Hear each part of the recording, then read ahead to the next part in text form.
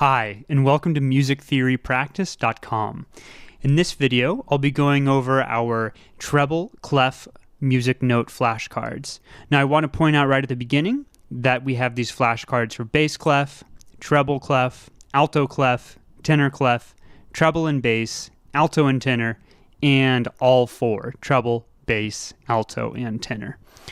So once you go to the homepage here at music-theory-practice.com, just click on whichever note flashcards you'd like.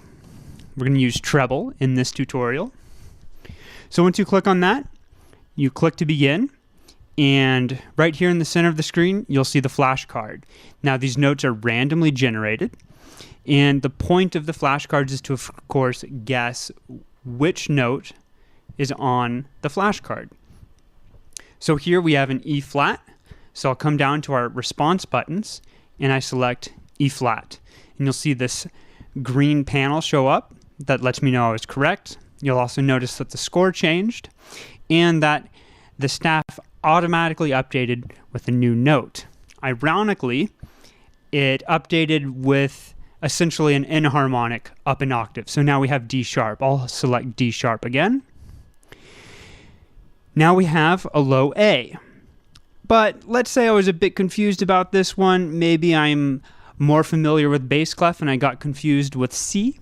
So how about I select C? All right, so it shows, oops, that was an A. So it lets us know that we got that question wrong. The score updates to 2 out of 3, and another panel displayed. Now I'll go over that panel in a moment.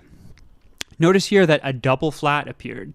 Now maybe you're somewhat new to treble clef and you don't really want to worry about double flats and double sharps just yet. In that case, you just go over here to the top right corner and select no, and you'll see that the staff automatically regenerated. And then you just select the note that was on the flashcard. Now I want to focus on this button right here, click to cheat. If you click on that, you'll see that the card flips over, and for a brief second, you see what note that is. In that case, we learned it was A sharp. But you also see that there's only 2 cheats left. So let's do it again for that E flat. Okay? I'll select, let's get it wrong this time, in E, and then I'll cheat one more time. We're getting a lot of D sharps, D flats, but these are all completely randomly generated via some code. So now there's no more cheats left. And I'm just going to enter a bunch of wrong notes. All right, well, that one was correct on accident. But when you get 5, you'll get this little sort of fun achievement. So that's the treble clef achievement.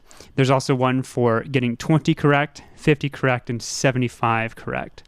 Now I'm going to continue just kind of randomly clicking notes here. And I have a reason for doing this, so bear with me. We're getting a lot in the extreme registers here.